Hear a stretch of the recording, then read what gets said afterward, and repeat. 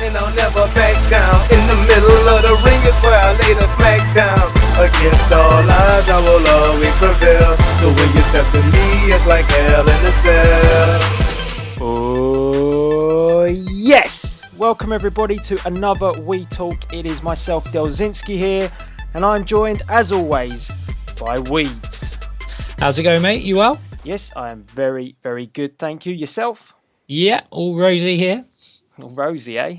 Yeah. Nice. Okay, three topics that we've got today. We're going to talk about The Shield and their amazing pay-per-view style match that they had on Monday Night Raw, and where do The Shield go from here? Also, we're going to be talking about that Chicago crowd. Did they really hijack Monday Night Raw, or did WWE pretty much school them and give them a taste of their own medicine? And then that leads us to, obviously, the Paul Heyman promo, which really did rile that crowd. And then we talk about, well, we can't not talk about it, we've got to talk about Triple H, aka the King of Kings, ultimate god of everything and everyone. Whew, that's quite a lot to get through in 20 minutes. Is indeed. So let's kick it off then, shall we, with The Shield? What did you think of them? Seth Rollins kind of stole the show, didn't he? From everything, from in the ring, out the ring, up the ramp. It had his name on it, didn't it? Yeah, some of the high flying that he did, and the fact that he lands on his feet whenever he does those sort of cannonball suicide dives is just unbelievable. I thought the first one was an accident because I think they tried to do the spot that they done in the Elimination Chamber from the turnbuckle, and he kind of fell over on that. And the one where he went outside the ring, I couldn't believe it when he landed on his feet. I was sat there open mouthed. This was sort of more like Seth's moment to shine, because all the weeks where it's been about Ambrose and Reigns, and he's been the middleman, the peacekeeper, and finally, showing his emotion that he's just getting sick and tired of these two. And this is really beginning to bring those cracks that we've seen previously come to a head. And it's the first time that we've seen Seth Rollins really involved in the split, so to speak. Yeah, I thought it was great. It's the first time you've had all three Shield members, and I don't think one of them came off weak from that. I mean, Dean Ambrose was coming off brilliantly, like he didn't get what was quite going on.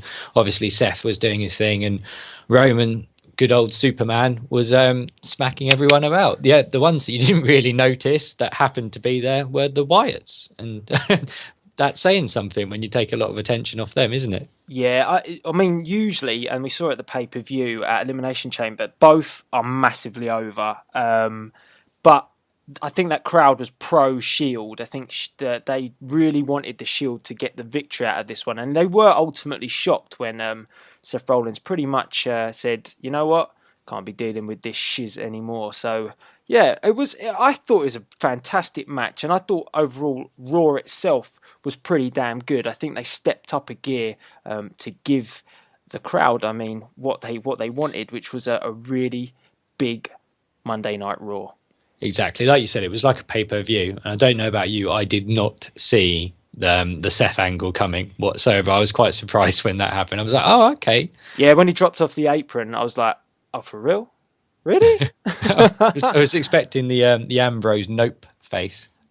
Well, I think he definitely gave him the nope face at the end. He was just like, what? What are you doing? He was pining for his Seffi, wasn't he? Where's Seffi? He kept looking up at the ramp. It was hilarious. Ultimately, this is leading. I cannot see it doing anything else but lead into this triple threat match. This may then squash any sort of unification match between the US title and the Intercontinental title. But it's looking this way now, isn't it? It's a triple threat match that's going to be at WrestleMania, ultimately breaking them up. Yeah, definitely. I think that is probably, like you say, what's going to happen. It's just odd, isn't it, though, with Cesaro and Swagger obviously having their kind of heat as well at the same time. Obviously, ultimately, both of them wrestling, I think, about a minute each against Big E. So I didn't know if that was kind of heading for a triple threat as well. But yeah, definitely, I would, much rather see the Shield one. Yeah, not entirely happy with what they're doing with Cesaro and Swagger. This is a little bit off topic, but yeah, why? Why do you feel the need? I mean, you're already going through this big one with the Shield. You don't need to split up two major factions, do you? So, and I mean, obviously, we, the people, are enjoying that Cesaro, Swagger, and Zeb Coulter gimmick at the moment. So, yeah, obviously we enjoy the Shield, but I think we all know that these three guys are going to be top guys eventually, so they have to break up at some point, and what better place to do it and put them on a platform than at WrestleMania 30? Definitely, and I think it's like we said before, even as you said, we have gone off topic. That undercard now is becoming absolutely fantastic with Big E, Dean Ambrose, Roman Reigns, Seth Rollins, Antonio Cesaro. Obviously, he being pushed arguably a little bit higher, but Swagger, there's so much good talent there, such good wrestling talent now, and I don't think, well, it's been there before, in bits and spats, but this is a rich vein of real talent that WWE have got at that mid card level. Yeah, these guys are the future of the company, aren't they? I'm pretty confident you're going to get Reigns as a champion at some point.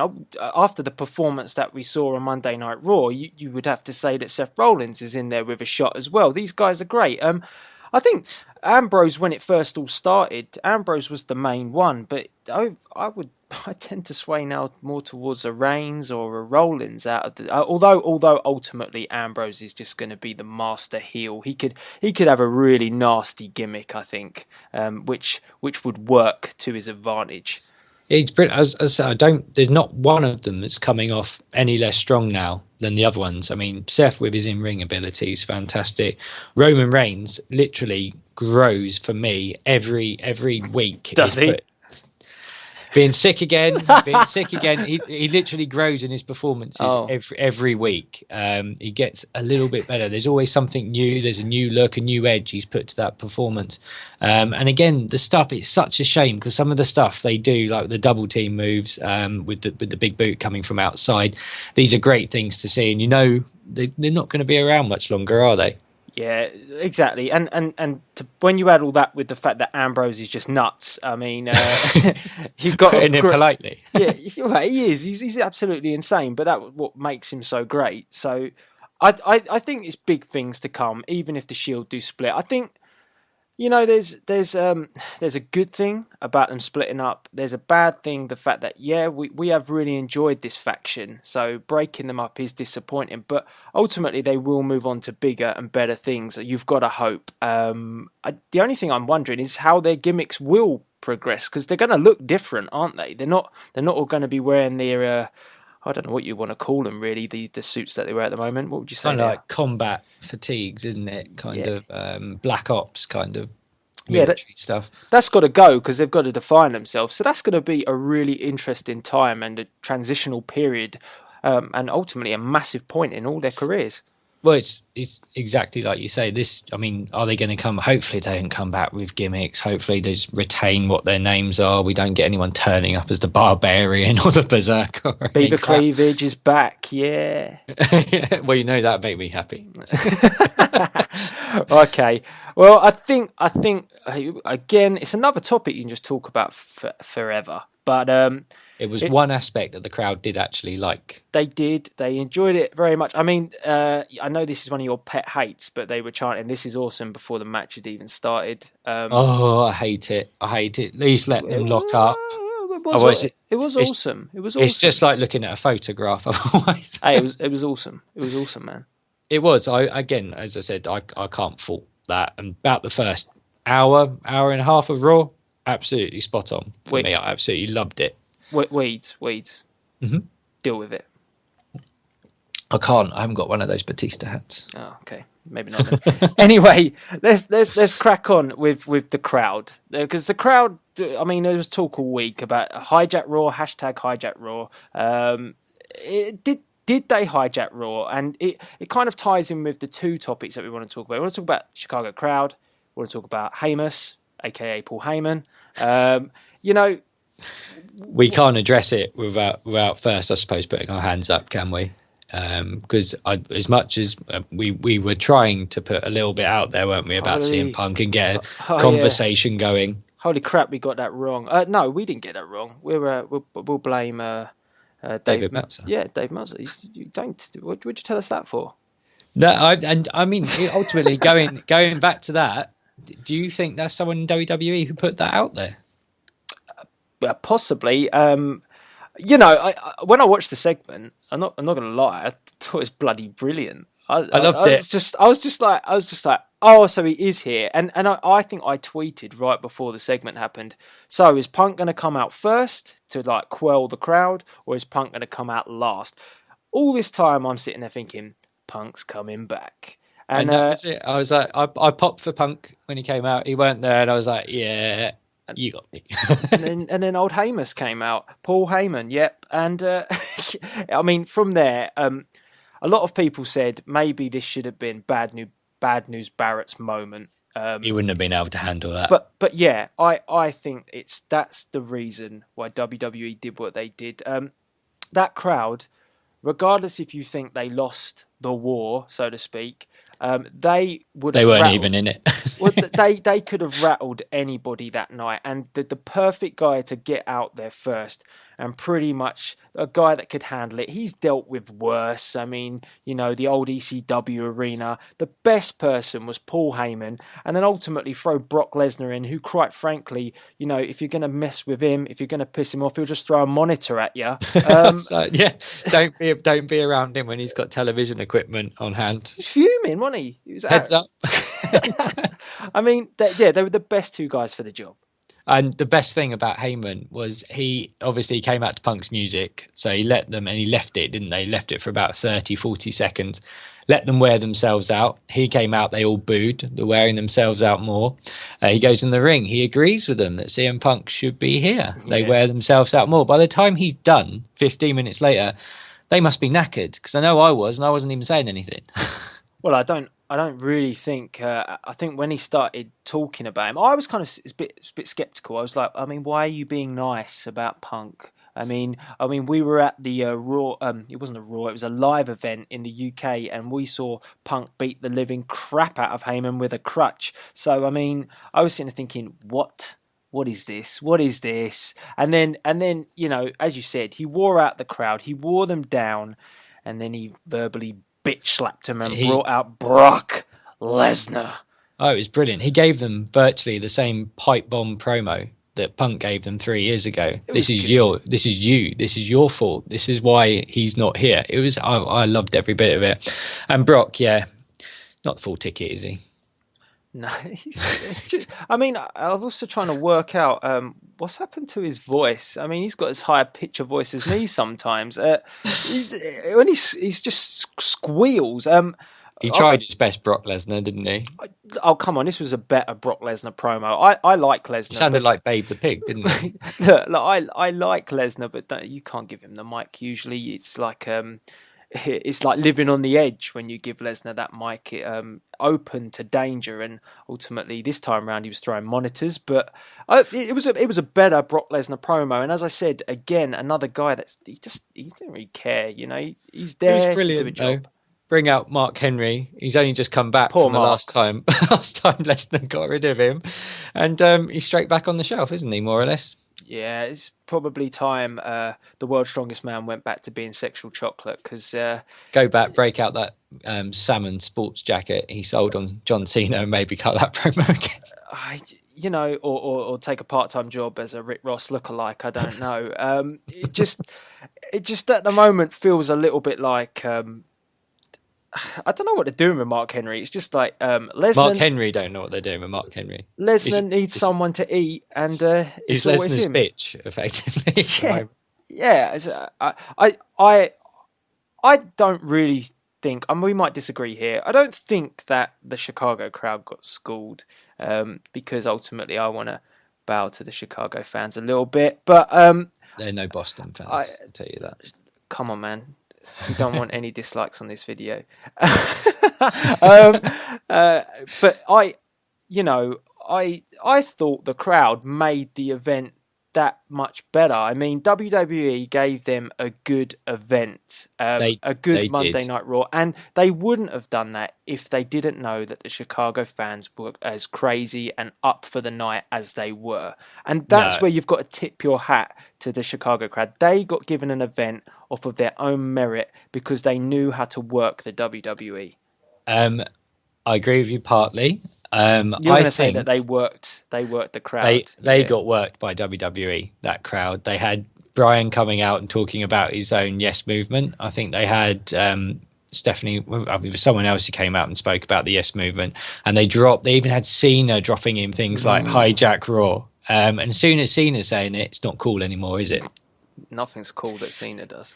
So I think they got these little prompts, and I think they effectively controlled it by wearing the crowd out. Well, they didn't wear them out because obviously they were chanting all night. But I thought the WWE for what could have been, people. Night. I mean, they were threatening to have people turn their backs on the show because Punk wasn't there. It could have been awful. And I thought, other than last two Raws I've seen, I thought for me they're edge of my seat stuff. I've really enjoyed the last two shows. So, and that's the one thing I would say about Punk is that as much as I'm his biggest fan. If you listen to any of these Weez talks, I will sing his praises all day long. But it can't be bigger than one man. It simply can't.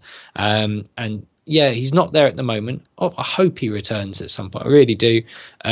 But the show must go on. They've got to do something. So. As much, I thought it was brilliant how the crowd and how WWE handled that situation in what could have been a mess and a very flat Raw by the end of it, or just a very unruly crowd. It didn't let them get anything over that they wanted to get over. But I thought the Authority were good again. I'm not going to say about the game. Well, I don't think he's in charge. I think Stephanie's in charge, and you know my feelings about Stephanie. We all know that. I don't really see this thing with Stephanie. Every time I see her, I just think Vince. I don't know. I'm just busy staring at her most of the time. You see Vince? Yeah. What the hell is that? So I was from look. Really high talking to the We Talk listeners, yeah, to the people, we the people. Do you not see this? Do you know when you look at Stephanie, you don't think Vince? It's the jaw, isn't it? I can't see it. I can't see it. I just think Vinnie Mac. The man with the big grapefruits. That's what I think. That's what I see. If that's what you see when you see Stephanie, I'm seriously worried about you. look. I see that, and your grapefruits get bigger when you see her. So I mean, whatever. All right. I'm not saying I get enough trouble on these things regularly anyway. Okay. Right. Let's move on. Let's move on to the King of Kings. So yeah, we've gone from Authority to Vince's grapefruits. Next, please. Always goes down a treat. Vince's grapefruits. Let's crack on. Let's talk about the game. He's back, the King of Kings, the ultimate god, the master and the ruler, aka Sid Vicious, Triple H. Sorted that flying gnome out, didn't he? He sorted everything out. He's all over it. He even rolled up his shirt sleeves. Look, the game don't mess about, does he? I mean, do you know what was absolutely brilliant in all of this? I kind of expected that Triple H was going to do what he did. That when he started pushing Kane, he was like, "Nah, I got this shit. I got this." But the little cheeky kick to the head sold it well. It was priceless kick. It's such a priceless kick. It's like dink. Yeah, well, to be honest with you, I'm fully hoping he goes over Daniel Bryan. I think the King of Kings deserves his time in the in the sun. Yeah. What? Do you not agree? What?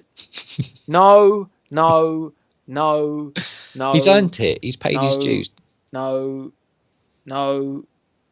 But he's only a B+ player, Dale. You can't have that headlining your show. Oh, come on. You listening to JBL now, a guy that wears a silly Cowboys hat. I mean... Don't you not JBL? Everyone knocked JBL after Old School Raw and his hairstyle that week. I mean, even Aaron Paul had a go, didn't he? Look. I like Triple H. It's not his time. Yeah, Daniel Bryan's got to win that match. Enough said. And Daniel Bryan's then got to go in the main event. I'm still hoping it opens. Yeah, definitely. He's got to go in the main event. He's got to get the job done, take that title, and Bob's your uncle. CM Punk will come back, take it off him at the end of the show. I agree.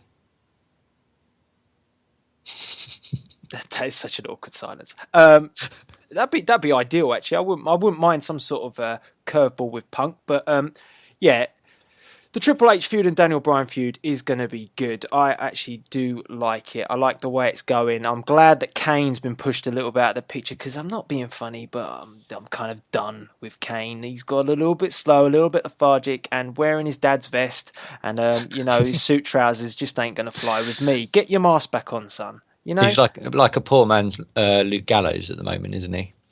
Yeah, just minus the fake tan, No, Christian's got that sold at the moment. But no, completely. Yeah, with Triple H, I like where it's going. I like that Daniel Bryan finally got fed up because obviously he's been pedigreed enough times. He finally got in that first shot, and I think the first salvo was launched, wasn't it? Yeah. I mean, it was a really really good segment to end Raw. I think, do you know what? Again, though, and you'll probably disagree, but I thought the crowd heat, although they were chanting CM Punk, okay, fine, but again, that crowd made it. Most crowds that are at a WWE event, and I'm not going to be like nasty or anything, but they're not loud enough. And the heat that was generated through all of these segments was I thought was brilliant. I thought It's like it made the old Raw. attitude crowds, wasn't it? From back in the day. I mean, they used to be like this a lot of the week. You obviously had some louder crowds and others in Chicago, Boston. They were always the New York crowds. They were always the very loud ones. And of course, when you came over to the UK, we're always very loud and very vocal on what we want to see. Hell yeah. Oh, sounding really. Oh yeah, of course we are. Went Randy Savage on me. Oh yeah, dig it. That's savage. That's savage. I do impressions. Well, as long as you don't start doing Razor Ramon next. Chico. Hey yo.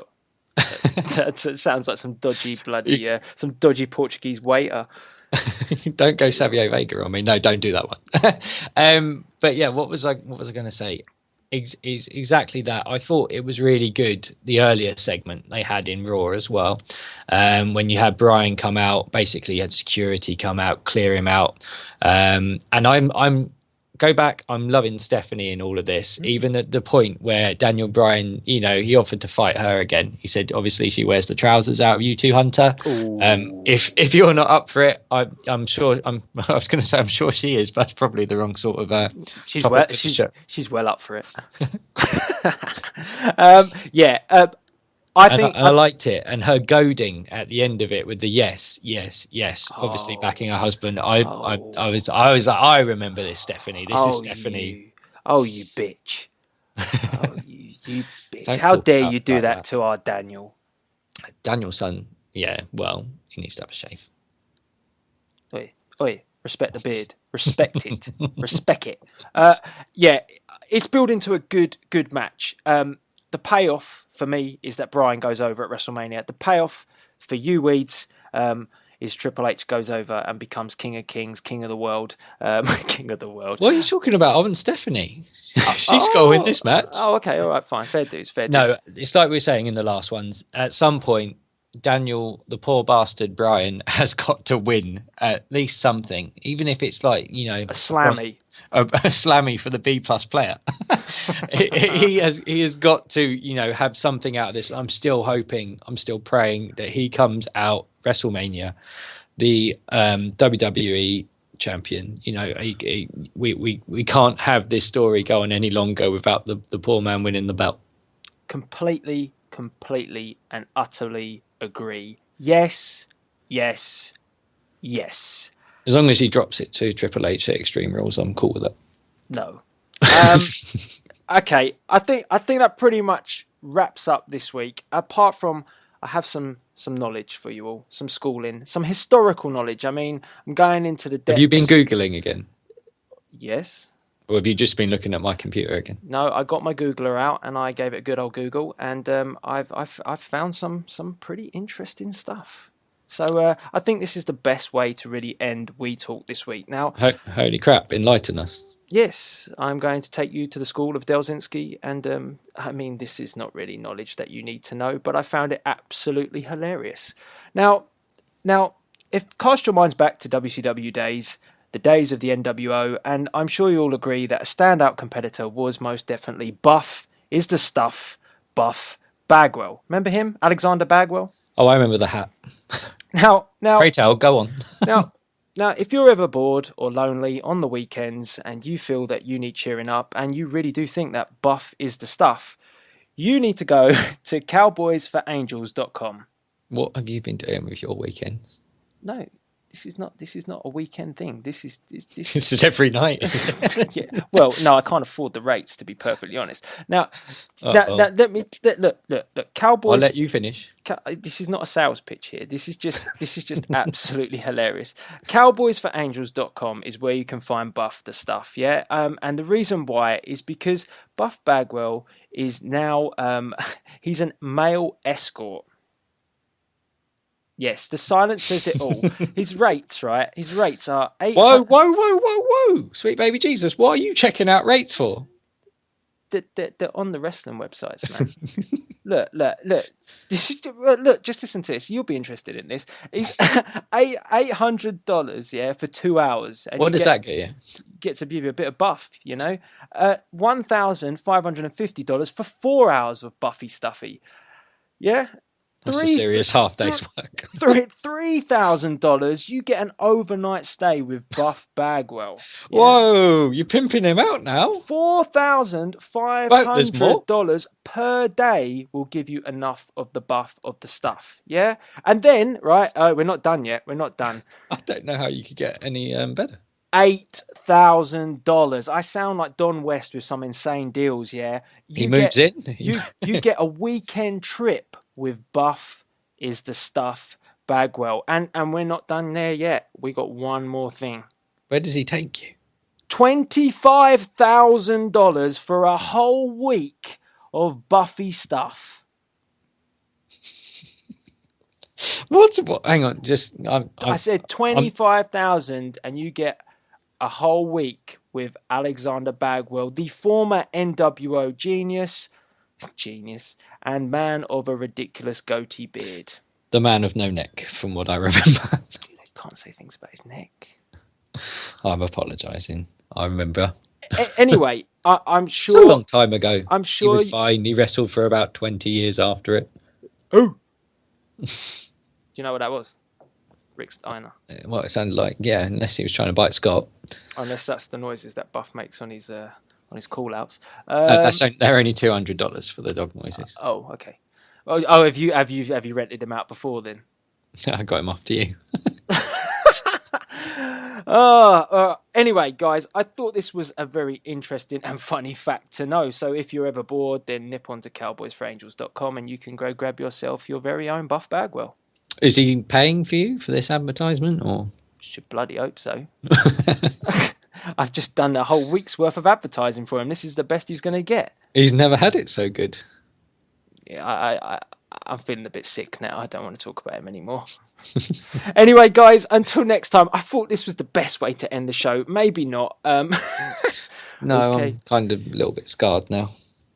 Well, you got to recover. Bautista's pants. Oh no, you got to recover because we've got another show to do on Sunday. So until then, guys, I'm going to be signing out, and I will pass it over to Weeds for his normal standard awkward sign out. So if you want to do your business. Yeah, of course. I'm off to go and hijack Raw next week, and until then, I will see you next time. Yes, he will.